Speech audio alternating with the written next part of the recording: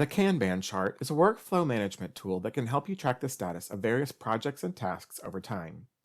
It's a popular choice among salespeople or those whose work flows through a consistent funnel.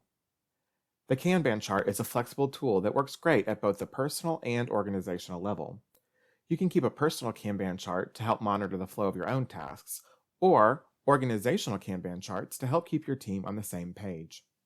Kanban charts have an ongoing life cycle and can run indefinitely. Let's take a look at a Kanban chart template. You can see here that the chart includes 5 sections. As new tasks are introduced into your workflow, they land in space 2, the To-Do column.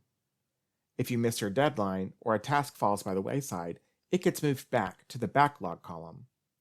This column should be your priority, and your team should work to ensure that there are never any items living in the Backlog column. When you begin a task, move it into the In Progress column. This tells everyone on your team that the task has begun and is well underway. When your task is complete, it should transition to the In Review column. This is an important stage if you have team-wide or management-level reviews of tasks.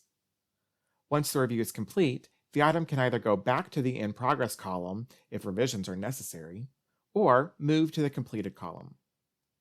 A lot of people choose to simply remove the item altogether once it's completed, but I like the sense of accomplishment that I feel when the completed column fills up, so I usually empty it at the end of every month. In summary, the Kanban chart is an easy-to-use tool for workflow management. It can be used at either the personal or organizational level to monitor the status of multiple tasks or projects. If you're feeling a little overwhelmed by your to-do list, consider upgrading to a Kanban chart to give yourself a better sense of control over your workflow.